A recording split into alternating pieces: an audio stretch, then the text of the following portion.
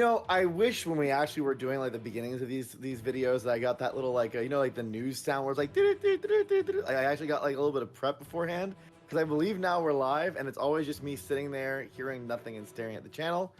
I see Depot Park is saying woo. Maybe we're online. Once you guys can hear me say something and we'll get started. The normal wonderful wait for Twitch lag as I am eagerly anticipating someone to say we hear me. Someone has to say it. Who's gonna be first? Who's gonna be home? Thank you very much. Great. So everyone can hear me. Welcome everyone. We are here for the Knights of Honor 2 Sovereign DevStream number 19. Continue going up. You believe you are live. I believe I'm live. Yes.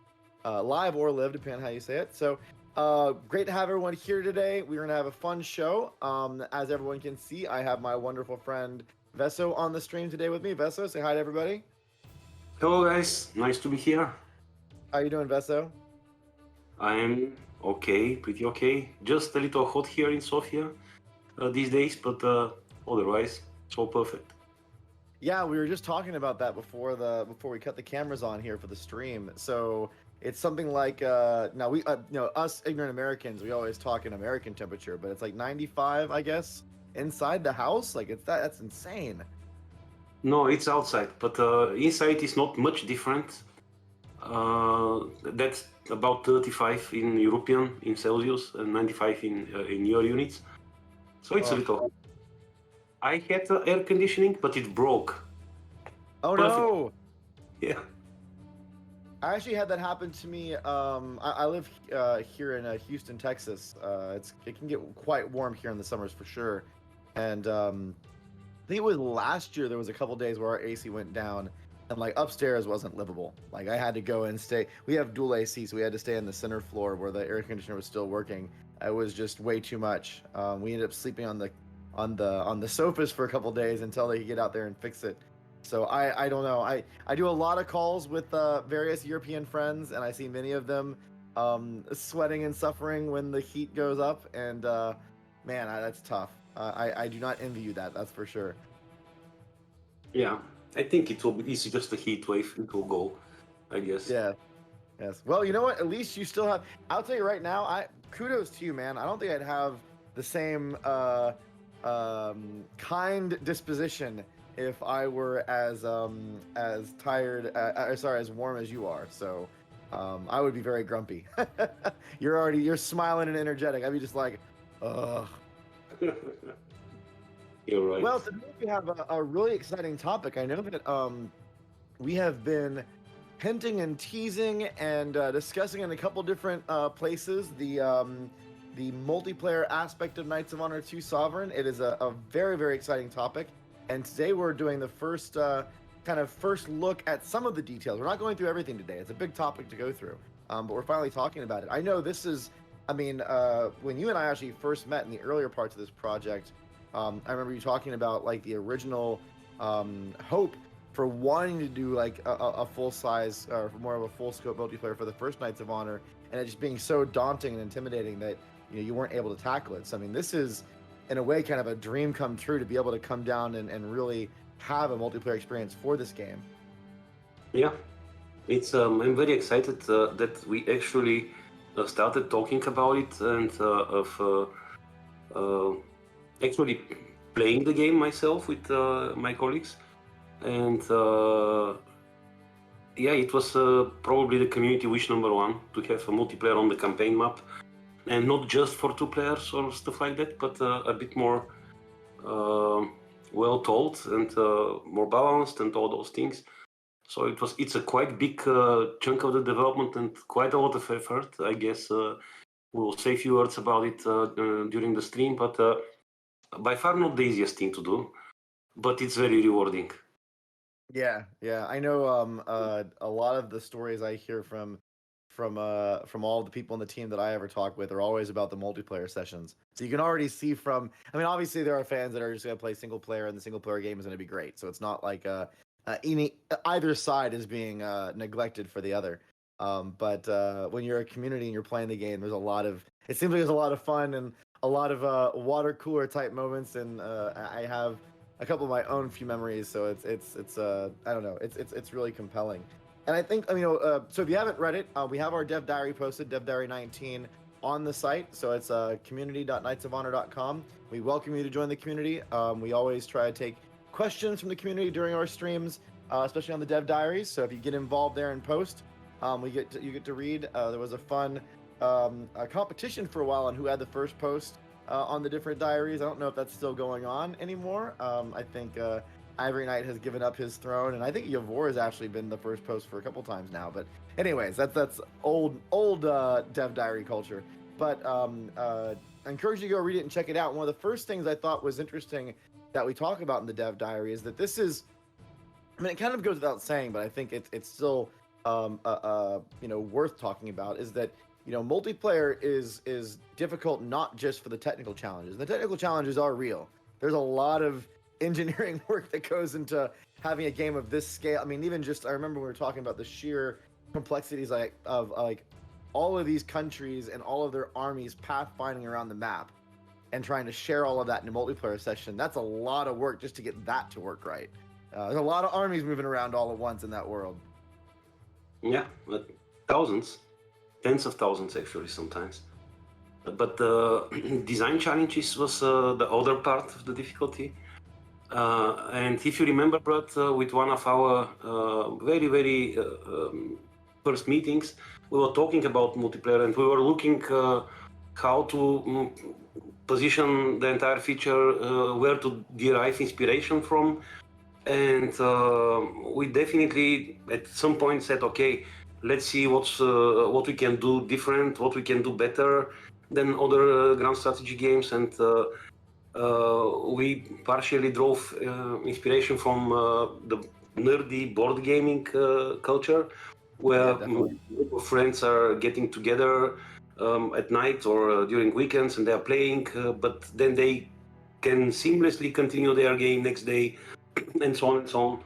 And at first glance, that sounds like something very kind of logical and simple, but when you step on this fundament or on this base line and then start building on top and say, okay, how we maximize this, and then it touches pretty much every feature in the game. Yeah. I mean, and it's also tricky because you can't really build two completely different versions of each of those features. You can create, I guess, variations on them, but you have to build even at the core of it, you have to build, like, whether it be diplomacy or espionage, which are honestly two of the bigger challenges in doing this, but because they both interact with other entities and they have to be able to respond. It can be very, it takes more time to figure out a feature set that can have those branches without completely changing the way they work. You obviously don't want espionage in single player or with AI and then a whole different espionage system for humans. You want one that kind of feels the same but just has different tones to it, and that's not easy. It takes a lot of iteration to get that right. Yeah, but I'm very happy that we are ending up with systems which are pretty seamless between multiplayer and single player. They work pretty much the same way, and it feels very solid and very streamlined. And the most of all, we didn't have to sacrifice gameplay for this, which I'm especially proud of. We didn't have to kill anything. So yeah, I mean, so far that's been it was there were a couple of different times in development where it's like, man, are we going to have to basically like remove diplomacy interactions between humans or something crazy like that, because it's just going to be so hard. I remember some of those fears in the beginning, and it is, I think it's a testament to you and the team that we've been able to maintain that. Well, we don't want to go too far down the feature rabbit hole on different features, as I do think, as everyone probably notices on the Dev Diary and the title of this Dev Stream, this is multiplayer part 1, so there's going to be other conversations. We'll talk about different features. I think in the beginning here in today's stream, we're going to really focus in on the details about how the games are set up, kind of what their rule sets are, what their feature aspects are from kind of a global standpoint, and then we'll save a lot of things like how diplomacy and espionage and whatnot works for another stream. So at the very beginning, and I know we've actually, people have been asking this question, I think, since we've announced the game, so finally we'll be able to officially talk about, as of today, how many players we're planning to support, which I honestly think I've been asked that question maybe 20 times. Like, it comes up every other stream or so. So Veso, now we can finally say how many people are we planning to support for multiplayer? 6. 6. There it is. Hey, after Yeah. so many times, I can now say it. Next time someone asks that question, it's gonna be just on copy paste for our wonderful producer friend. It's 6 people, right? So 6 plus a goat, right? The goat AI. So you always said that it was gonna be more than 2, and you and some friends. I know at different times in the game we've had different numbers. At one time it was 4, then it was 8, then it was 6. I think we've talked about maybe exploring increasing that, whether at launch or later on down the road. But it's not just a technical limitation. Also, 6 players seems to be the fun sweet spot. We've done a lot of different testing, and that's where the game's features seem to work the best when it comes to whether it be 3v3 or 2v2v2 or free for all. Like that's a good sweet spot for the best version of Knights of Honor 2's multiplayer. Yes, that's completely right. That number 6 didn't came from any serious technical issue or something like that. It was just, as you said, the sweet spot. That's how the games felt very nice, small enough to move faster, to organize for the people to organize quickly and to have a nice fun. But big enough to for you to feel like there are a lot of things to consider to make your strategy thinking very, very, very interesting and stuff like that. Yeah, I think it's a to me it makes sense as a good sweet spot. I mean, I actually see IMF 10 commenting about how now he or she needs to find 6 friends to play with. I mean, sometimes even gathering 5 other people to play with you is quite a bit. So I think it's a good starting point. And then we'll see. I mean, if we end up finding that there are other options or maybe special game modes that we experiment with where you can bring other players on, maybe that's something we explore in the future. But 6 is where we're starting. So, By the way, go ahead, please. sorry, it looks like obvious thing, but just to say that the game can be launched with 2 people, 4 people. 6 is the maximum, but you don't have to be 6 people to enjoy it. Right. Yeah. Absolutely. And I think I even noticed a couple, and we'll go into the questions from the DevDiary later on. But a lot of the things we're talking about are almost like different options that you have. But there is like you can always just play base game for 2 weeks and try to conquer the whole world with you and a friend. Like there's a lot of different ways that you can play multiplayer, but there's always going to be that baseline experience that you can do whatever you want in. The ability to create a game that matches what experience you want is something that we really believe in for a game like Knights of Honor 2. Yeah. So with that in mind, I think we also wanted to create kind of that variation in gameplay experiences. I think a lot of this is inspired from other games. There's a lot of turn-based and 4X and grand strategy games out there, both real-time and turn-based, that have me personally that I play a lot. That sometimes you do want different flavors of the experience. You don't want. I mean, yes, you will play that one. We're gonna all just play the game, but after you've played that, 4, 10, 30 times, you want to have different experiences you can mess with. And I think that's what led us to really experiment with these different types of game modes. And I mean, in my opinion, I think some of the game modes, depending on what kind of game experience you're looking for, are almost more fun. Like it creates this because obviously if you play an epic game, it's gonna take you quite a while. But if you want to get in for a night and play a 2-hour game with a very specific goal in mind, that aimed experience with the game modes really does help provide that.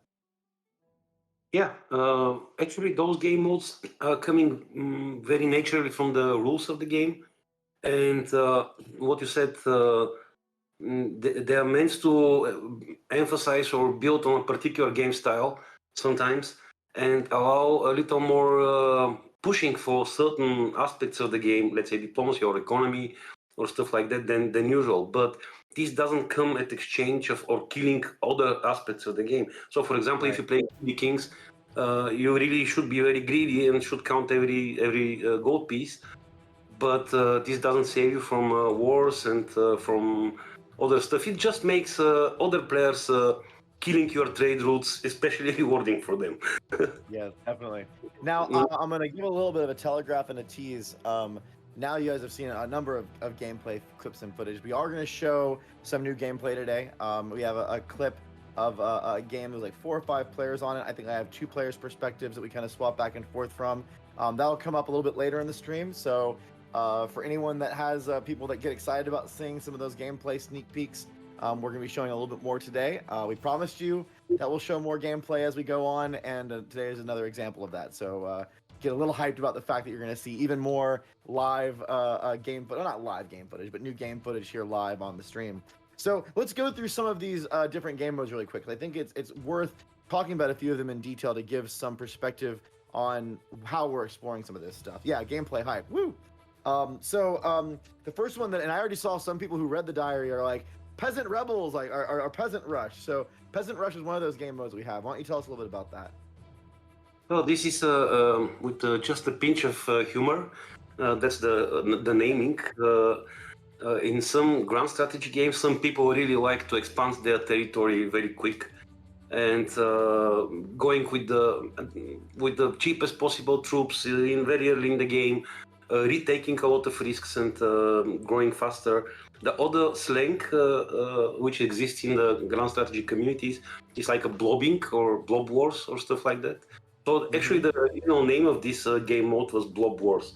But because peasants are the most accessible from the very beginning of the game as the troops and most cheaper ones, you know what happens. You can imagine what happens. Everybody are fighting large armies of peasants and trying to do something. This changes very quickly because after the initial gains, normally what if the game is well, I'll skip this, but what happens is you suddenly start to realize that growing so rapidly could also bring some risks. So you start going back to the basics, like, okay, but I need economy, I need food to support those armies and all those things. So it's just a different start of the game. But having a King Marshal for this particular mode is interesting. Not the only option, but a viable one. To me, it's not just something that I've done in 4X or grand strategy games. I remember very, very long time ago, like old school LAN parties, and playing old school RTSs like StarCraft, or even like you used to be able to play Command and Conquer in a really janky kind of LAN way. And I remember doing Command and Conquer like custom rules, like the honor rules, where like everyone can only build baseline infantry or everyone can only build grenadiers, and you would just like see what would happen because you knew no one was going to bring tanks to the game, right? Like orcas weren't coming out. It's just infantry, and then like it was different, but so much fun. And I think that some of that kind of I almost call it like playground rules kind of modes. I mean, they're a blast, right? Like when you know no one's going to sit there and build like cavalry later on, and everyone's just pumping out peasant armies. It really does change the way you approach war. And the fact that the AI has to do that too, I don't know. It's super fun. So, Peasant Rush, get excited. That one's a good one. So the next one we have on our list we talked about in the diary is Greedy Kings. Tell us a little bit about Greedy Kings. How does that work?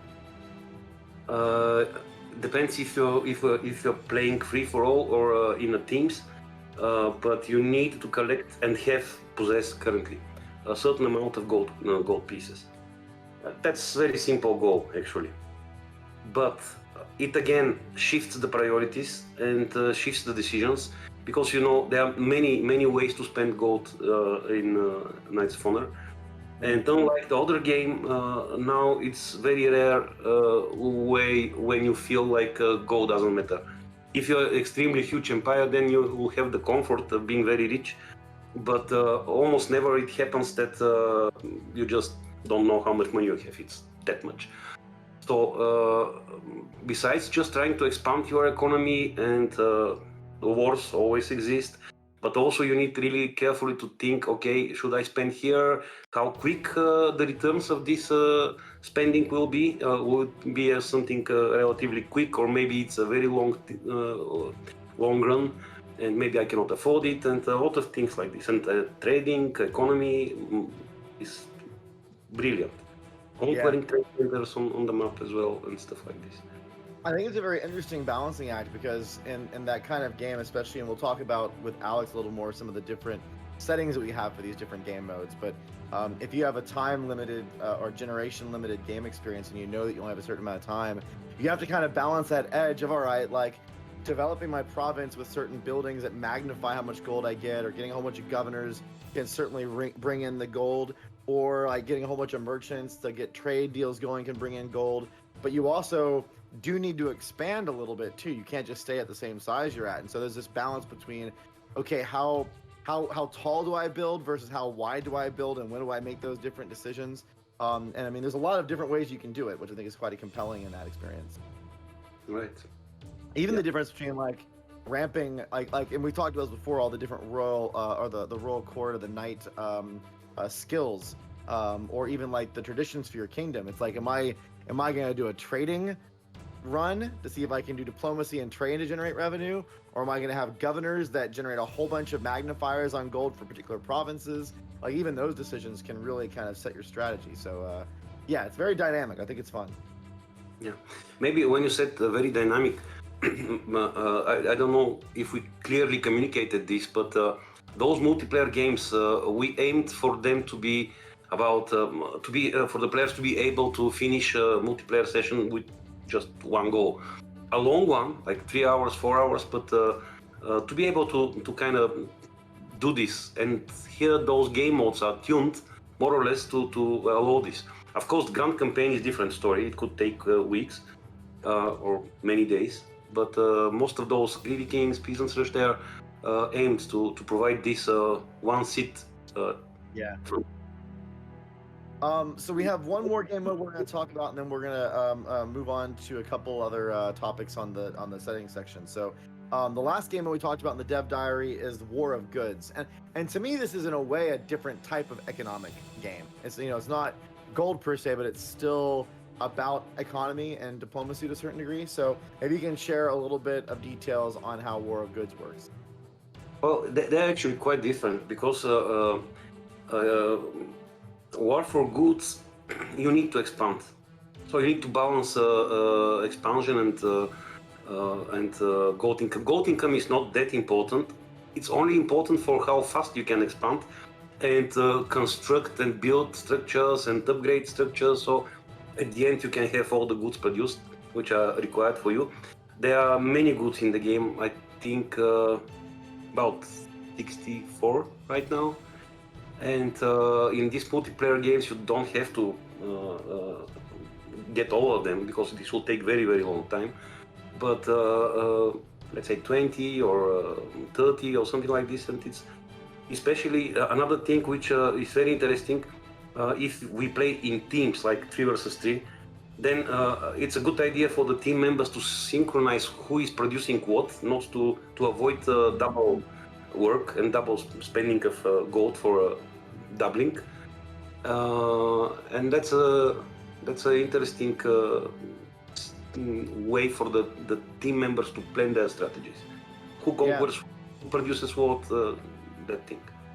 Yeah, and some of the goods are quite expensive to produce. Like when it comes to, you know, building the infrastructure in a province that you need in order to produce it, it can be a lot of money. It can be a lot of prerequisites. You know, some of the goods have other goods that are required to build the buildings that help produce them. And so it's almost like this daisy chain of production that you have to visualize both in your own kingdom, but also in places that you may, like say you have 2 of the 4 components you need through the whole train to get the one that you're trying to go for. You may have to figure out which province near you with which kingdom you're going to conquer in order to get that one. That I guess that coordination in a multiplayer game where it's like, all right, we have like a 2-hour rush or whatever, whoever can get the most. I'm going to go for these ones. I think I'm kind of positioned here. Like you're kind of having that discussion. And then trade also comes into play too, because you can trade goods. So like say if I am missing one good in the chain, but you have access to it, if we communicate that and you can give me that one, then I can get that other good that we're going for. So it's a very much, I don't want to say it's exactly a puzzle game in a sense, but it is that kind of like meta visualization of what is the lay of the land of the world and how am I going to get the things that I'm trying to get. It's a completely different mindset. Yeah. I also find that interesting too, because it's the balance of diplomacy versus war. You know, you sometimes may find, especially in a game with a goal like that, it may be better to go and give someone a whole bunch of money to get that trade good going right at the finish line so you can try to make that happen, than trying to go and conquer someone and actually deal with the cost of war. Because as you're paying for the war, you're obviously not going to be paying for building your province up and all the other things that take resources. So it's again, that dynamic balancing act of which angle you're going for. Yeah, exactly So, how it is. do you have a personal favorite so far on your game modes that you like? Oh, be honest, not really. I pretty much enjoy all of them. Some of them maybe feel a little weaker than the rest, but the systems which we have, which are part of the game code and stuff, they allow for relatively easy creating new game modes and stuff like this. So I guess we are not 100% finished with what game modes will be included, but these ones particular, which were mentioned, and few others, they are definitely fun. It's interestingly, at some days I really feel like I want to play free-for-all grand strategy, the grand campaign. And some other days where I have maybe feel a bit more tired or have some less time, I feel more like let's do a quick Greedy Kings or something with Or a when little your not that many. when your Sorry. office is really hot, when your office is really hot because the temperature heat wave is going, that may be a day to not play the grand strategy one, just to play a quicker game session. By quick, it's we shouldn't. The StarCraft is quick. This not is not quick. Quick in Knights of Honor 2 is maybe an hour and a half. That's Yeah. quick. Yeah, Unless yeah, you that's very quickly, which is different story. Yeah. Who knows? Maybe you could. I mean, I've never tried it, but maybe you can do a peasant rush in 30 minutes and just see how fast you can go in 30 minutes. Though that'd be tough. Like, I don't even know if you could take over too many. Yeah, it doesn't. There's some inherent designs of the game that do require a little bit of time, a little bit of thought. Yeah. Awesome. Well, I think we're gonna have you join us back here in a little bit, but we're gonna say adieu to Veso for a minute, and we're gonna bring Alex on. So Veso, thank you very much. We'll see you in like 15-20 minutes. See you. Thank you. And now we're gonna have Alex, our friendly game designer, join us. Alex, I think you're on camera now. How you doing, Alex? Oh, hi guys. Hi, Brad. Well, I'm fine because the air conditioning is on. I also hate the heat wave, but yeah, I'm in pretty good mood because tomorrow I'm going to a huge board gaming and fantasy fest, so it will be a 2-day thing. Yeah, nice stuff. Some relaxation after a few weeks of very hard work, even some in the weekends and so on, but it was fun.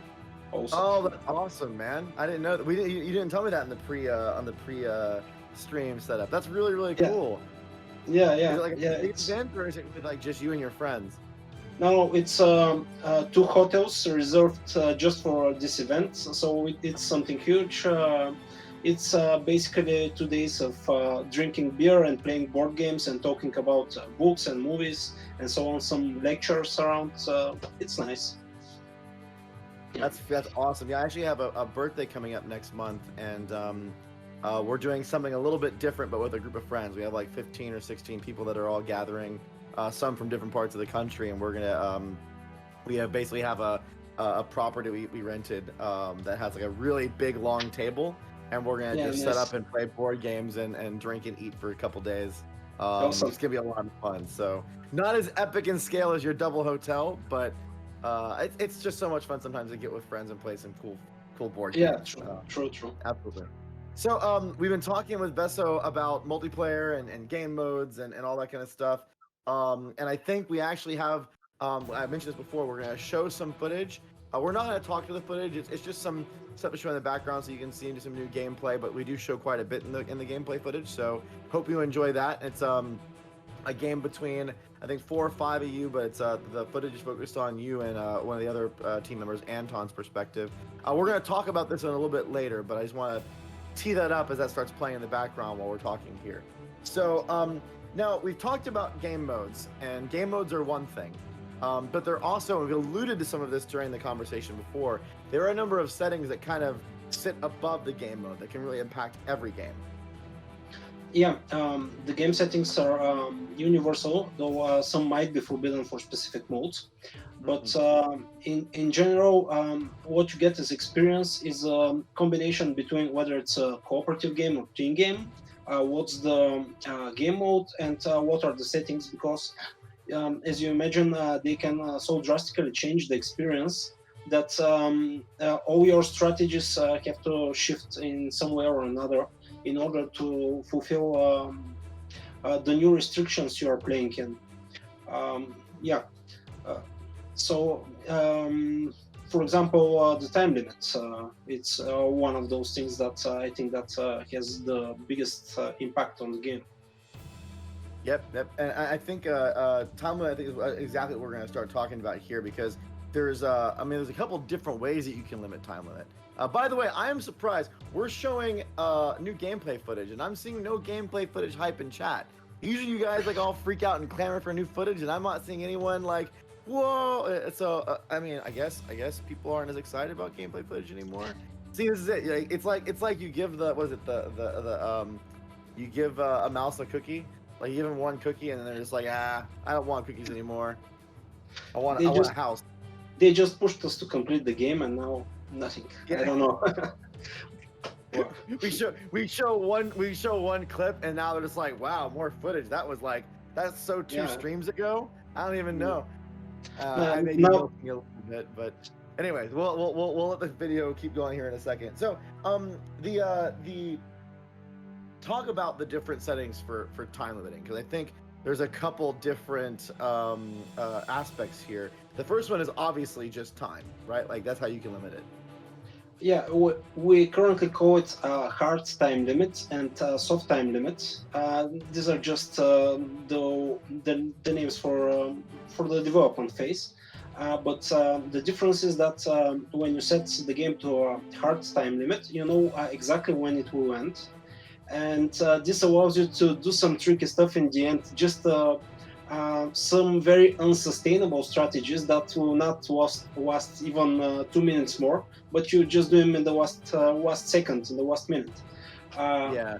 So it's kind of cool, but if you want to avoid that, there is the second time limits type, which adds some additional time, but it's not visible to the players how much exactly is that time. So you know when the standard time will run out, but you don't know when the extended time will run out. So it creates a lot of tension for the last.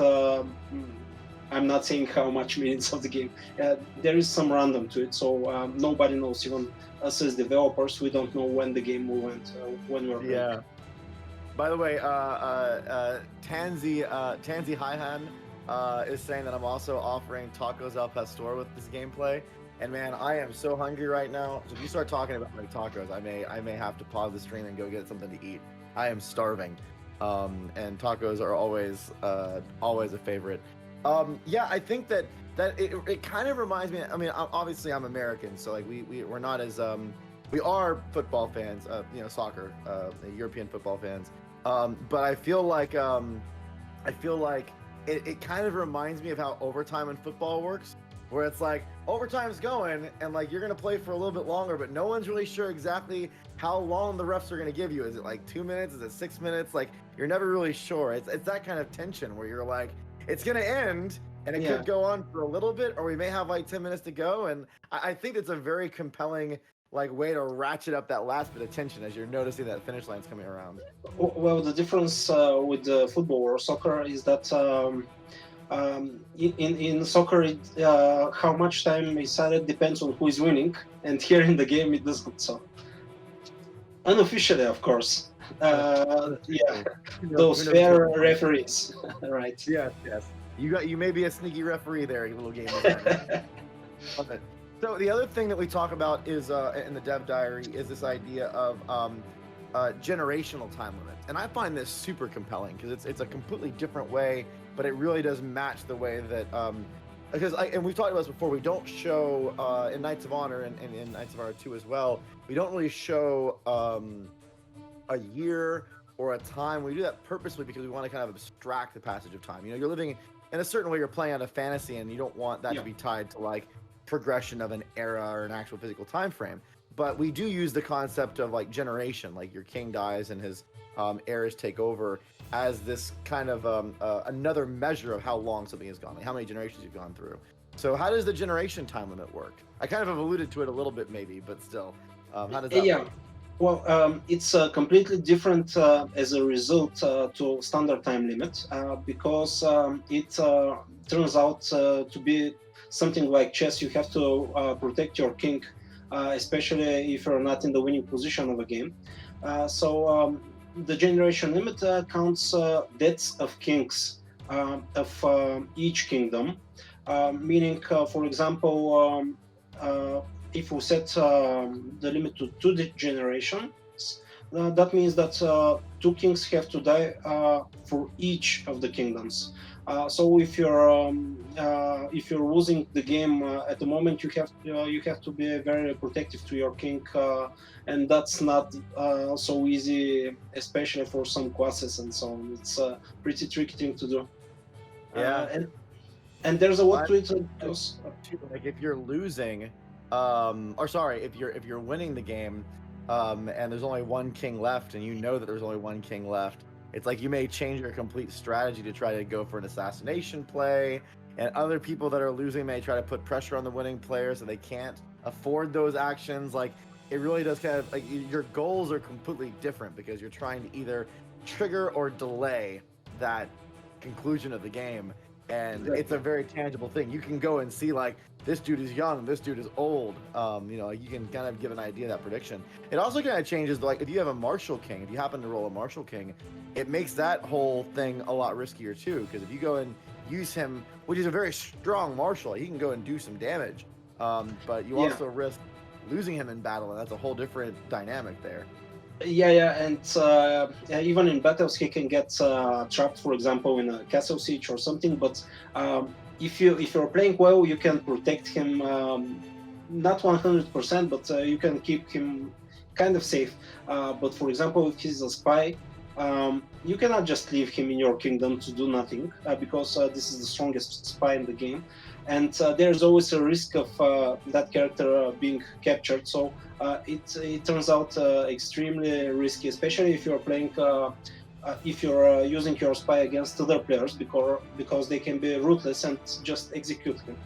And I imagine a scenario where like you somehow happen to get one of the human players' kings as a captive in your jail, and you're sitting there in chat or on voice being like, I could kill him right now and end this thing. Like, who's paying me to keep this game going? Like, I'm not gonna. I don't care. I actually remember I'm gonna digress for a second, but I remember a very famous game of, I think it was Civ 5 that I played with a group of friends. And during this game, I'm sorry for story time, but I can't help tell the story. It's just so funny. During this game, it was a 3-person free-for-all, and it was all of us were kind of even. I think I was winning by a little bit, and I had this, and one of the guys sent this one apostle or missionary to right outside one of my towns, and I'm sitting there on voice. I'm like, dude, don't convert. Do not convert that town. If you convert that town, I'm going to make sure that both of us lose. I don't even care that I'm not going to win. I care that you also don't win. And he's like, I'm going to do it. And I'm like, don't you dare do it. And we went back and forth like this for like 15, 20 minutes. And then all of a sudden he just like, boom, and converts it. And I'm like, that's it, scorched earth. And the third dude is like, I'm going to win. And so I went on a total war rampage to stop him from being able to win. I knew I was going to lose, because I was giving up my victory to force his defeat. And I kind of imagine that with like the spy the king in the jail, where it's like, I can execute him right now. Like, it's your call. Either we do this the right way or we do this my way. But there's only 2 ways it's gonna go. And if it's not my way, I'm gonna just kill this dude and call it right now. I just love it. Like there's so many. I like that dynamic that you can create for those moments with in multiplayer. It's a lot of fun. And imagine during that time, that Spy King is plotting his escape. Right, exactly. Yeah. You know it.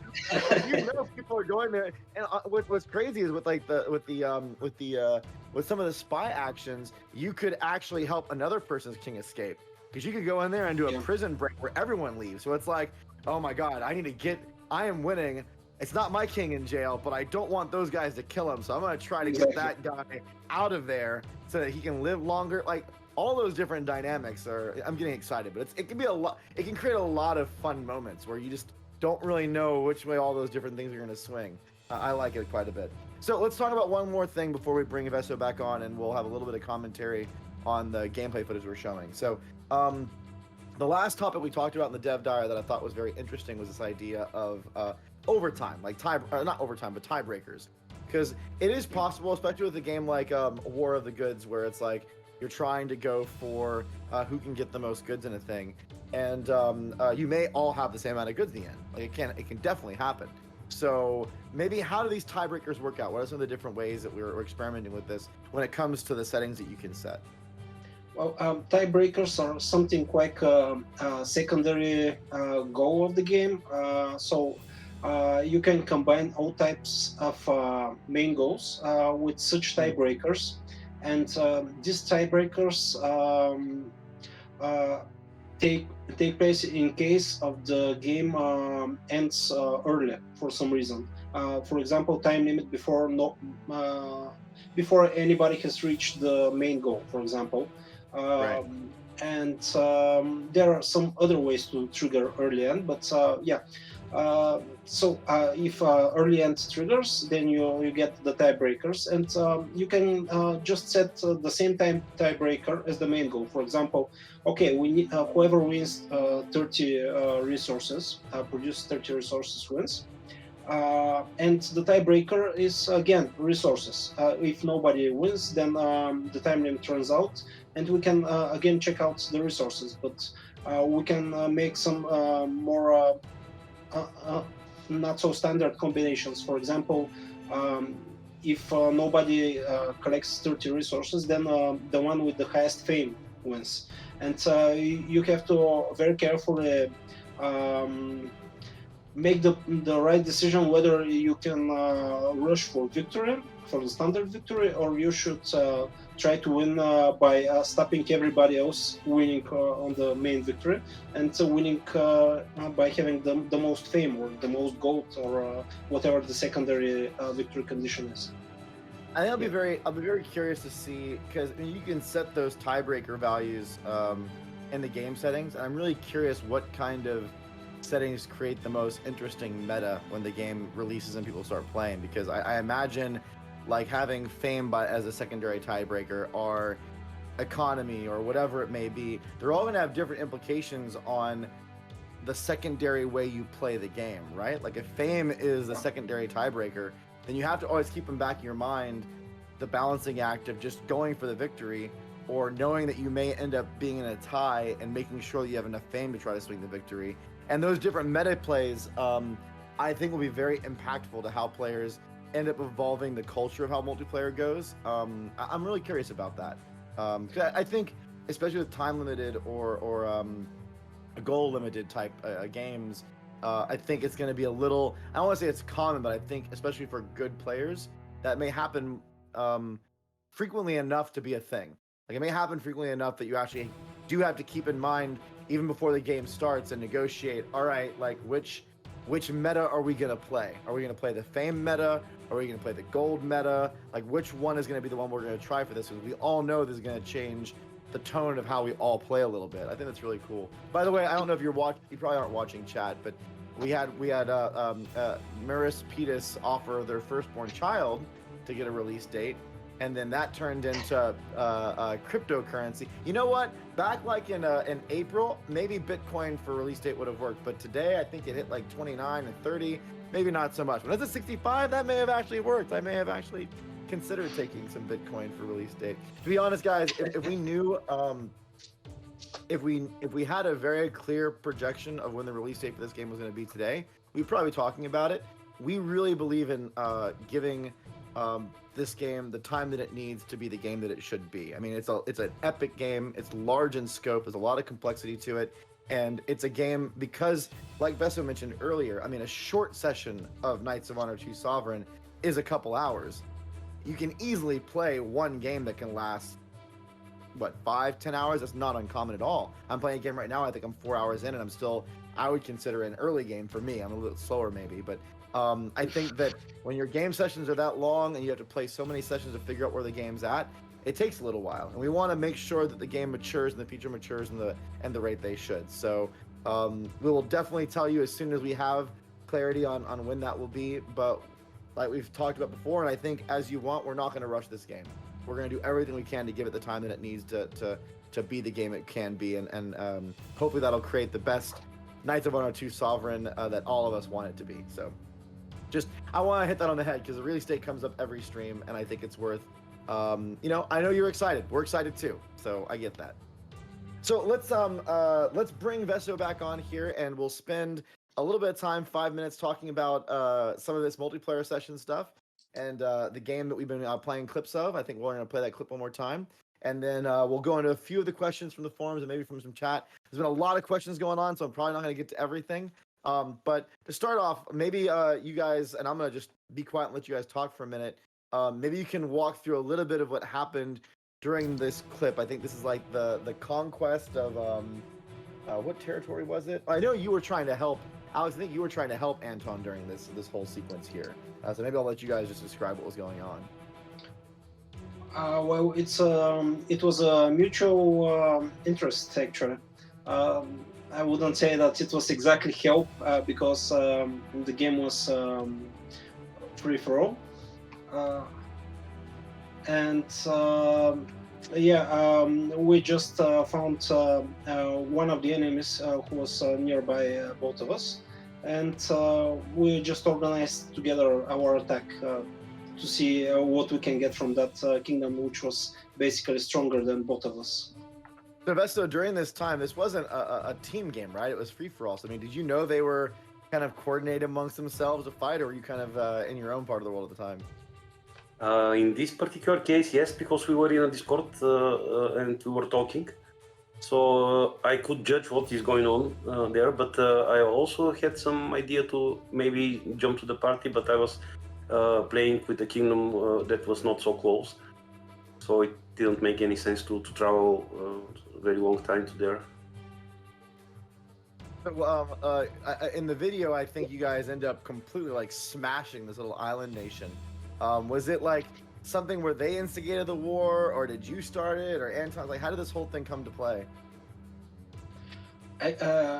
Actually, one of the other players said that he has problems with that kingdom, and I personally had some quite military build because I had a very good province with a lot of castles in it, and also I had pirating buildings in two of the three provinces I had early on. So that military is a very it comes at a cost, at a slow economy. So my kingdom was less developed, and my only way to compensate that was by using my army somewhere. Yeah, it was just a bit better when we could help another pair with that move early on in the game. I don't think we actually have the ending of this game in the video recording that I got, but who ended up winning this match between you guys?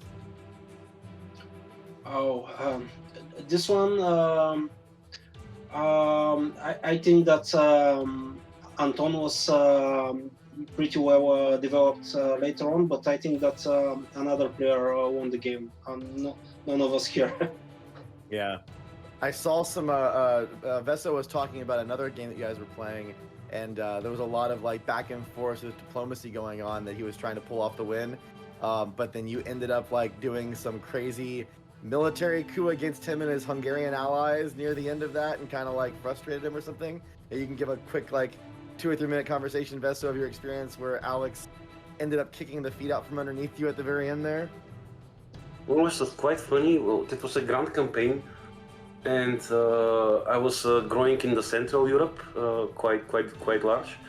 And Alex started with a kingdom which is southwest in Europe, and he also grew. At some point, we had a common border and became two greatest powers. And I tried to probably win the game by claiming the Emperor of the World, which is one of the 2 major ways to win that game. And Alex answered that.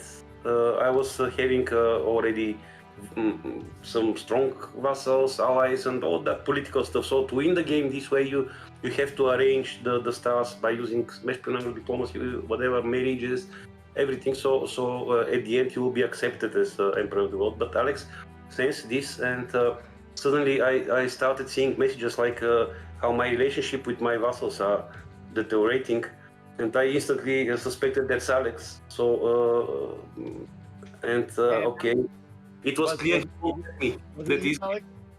Was it you? Yeah, yeah. Yeah. I had to send a spy because I was trying to win by gathering all resources in the game.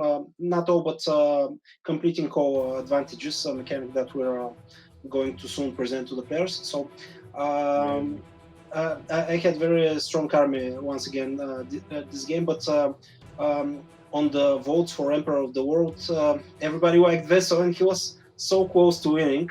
And after the last vote, I know that I had about 1 hour until the next one. So I had to make sure that everybody hates him, and I sent a spy.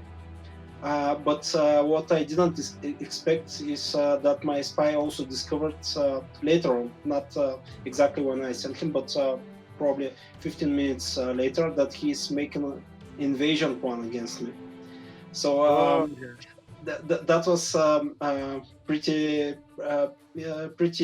evil from him and I had to immediately attack him because if I attack him before him declaring war, then the invasion plan is ruined, and he already had my best friends in that invasion plan. That's just rude in my opinion. They weren't that good of friends, I guess, huh? Yeah, it turned out they are not, but Yeah. So, and then I guess big one was like, so you somehow Hungary, what you guess best, it was your large ally flipped on you near the end and caused you quite a headache. Yeah, actually, that happened probably before the invasion plan, because about 40% of my income was coming from trading with Hungary, and they were really the best my ally. But then Alex somehow managed to attack them and win a war and make them his vassals, which really wasn't very nice. So it was a very fun game actually. I really loved how all the features in the game work together, like diplomacy, espionage, warfare, all the economy stuff. Everything just was very well connected. I love the new phrase. Maybe this will become a part of our community's multiplayer language. That was very not nice. Like, it's a lot of not niceness in Knights of Honor 2 Sovereign. It's not that you're mean, it's that you're just not nice. And you should maybe be a little bit more nice.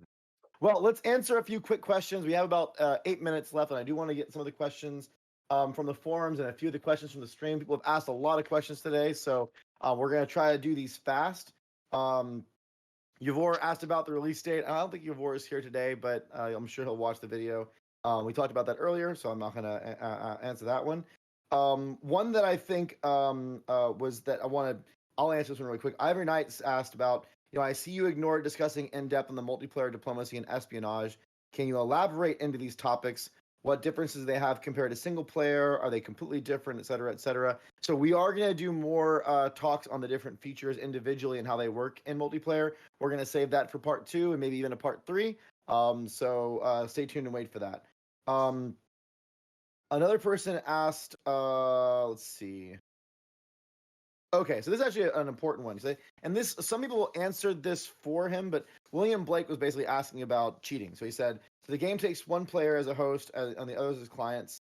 No dedicated servers to host the game.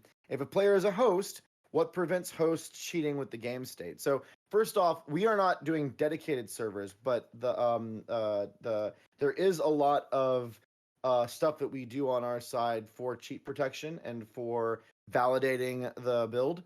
And I don't know if you want to answer a little bit of that really quick, like the 1 or 2 minute response or 2 minute response on that. Yeah, there is all the cheat code enabling is just turned off in the game, so you cannot enable cheats in such a sessions. At least if you do it, it will be public for everybody. Also, if you try to cheat through modifying some data, there are checksums and all that stuff. So to start the game and play the game, it requires that all the data on all machines is pretty much the same. So there are no any differences. Yeah. So I mean, even if you're the way that we've designed the networking conversation between the different players, if one player is doing something different than the others, even if there is a host type relationship, that validation will cause the game to know that someone's attempting to cheat and flag that and cause it to not work. So that it's unless everyone is using the same changes, which that basically be a mod, and mods we are going to support. And if you want to validate a mod and everyone has the same mod, that's something you could definitely do. It wouldn't really be viable to cheat without desyncing or causing a whole bunch of other problems. The game would see that the data modifications are wrong, and then that would be that. Let's answer another question. Some people have asked, I think this is actually in chat too. There was one question from William Blake on the forums about it, which, by the way, community.knightsofhonor.com. I highly suggest you go and check it out in the DevDiary. These first couple questions came from there. We always grab questions from there first. But William Blake, as well as Raw Prado 23 on the stream earlier, asked, how is saves going to work? So just one player will host. Is it going to be saved online? Do all the players need to be online to continue? So we're not talking about all the details of that, but maybe Veso has another question you can take really quick to talk about how saves work. Well, everybody can save the game on his own machine, but you're right. It's a deep topic because there are a few unique features for Knights of Honor, like having those persistent campaigns and those campaign slots. You're familiar what I'm talking about, and it deserves a bit more talking. So yeah, that's in a nutshell. Yeah, we have some really, and this will also be in a feature multiplayer DevDiary and DevStream. We have some really cool functionality around how you'll be able to continue sessions with your friends and play those games. But if you, like, as an example, if you're playing a multiplayer game and you want to save it and maybe even possibly take that save file offline, that possibility exists for you. Saving and loading is in a way, I don't want to say completely separate, but there's functionality that is different from how you continue a game with friends and how you save and load a game. They're not directly related, they're indirectly related. Let's see if I can take a couple more questions from the stream here. So let's go. So Tanzi Hihan asks, is there going to be a lobby beforehand to allow for multiplayer game saving? You just kind of answered that a little bit.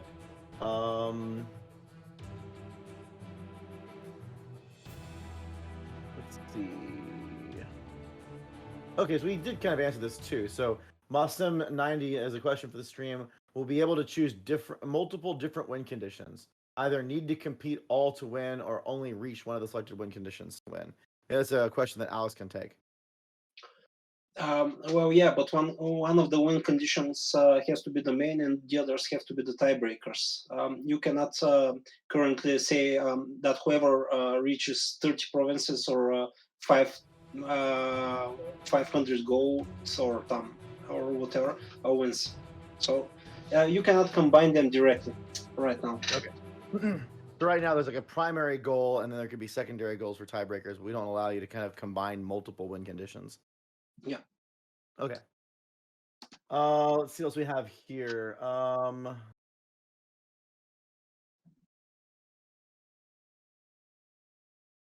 So I actually, Field Marshal asked us, and I guess we can probably just answer this. I mean, it's not really a secret or anything. So Field Marshal asking, is multiplayer going to be peer-to-peer or client-server based? That's a technical question, but I think you have the answer to that, so you can just answer it.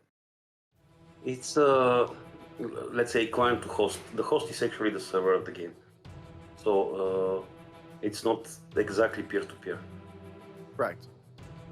But in a way, we also still have, like we're talking about, for security reasons, we still validate with all the clients and the host together. So it's kind of in a weird way an amalgamation of two. It's a client host experience, but there's security checks in place to help reduce the ability for someone to potentially cheat, including the host. Yeah.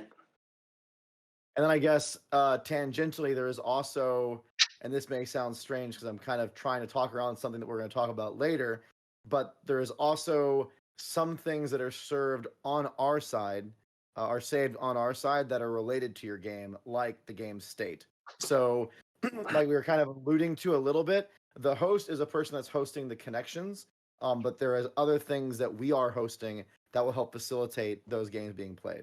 And we will talk. I know it's a little bit ambiguous. I'm being ambiguous on purpose, We'll talk a little bit more about that later, but it's not in a weird way. We've and maybe this is a better way to say it. We've looked at the experiences that we believe players are trying to get when they play games of this type, especially games that can be of long session types or games that could have different types of people, like maybe 3 people show up one night and then 5 people show up the other night. We've tried to provide or we're trying to create different ways that those experiences can be best played, so that there's not hard restrictions that may compromise the way that you play the game. Like in a situation where there's 5 of you playing and one person decides they're not interested in playing anymore, we've actually asked ourselves a question: what are the kind of things that we could do to help make that the most positive experience for everybody? And there's some really cool functionality that we're working on to help that. So that's why when we answer questions like, is it peer-to-peer or client server, the answer is yes, but there's like different variations on there because of how we're trying to approach the feature set and give you guys the best experience we can. And I think that's the stream. Hopefully you guys have enjoyed today. Alex, Veso, it's been great having you guys on. Yeah, thank you. It was awesome. It was great. Hopefully, Veso, you'll be able to stay cool. I mean, I hear Alex has AC, so you can just go to his house for a little while if the hot heat gets you too much. Yeah, I have beer. Oh, that's the real thing that incentivizes him. Forget the AC. I love it. Guys, it's been so much fun. I hope you enjoyed the stream. Stay tuned in about 4 or 5 weeks. I think, remind me, Alex, our next one we hinted at is going to be espionage, right? We're going to dive into the espionage system a little bit more.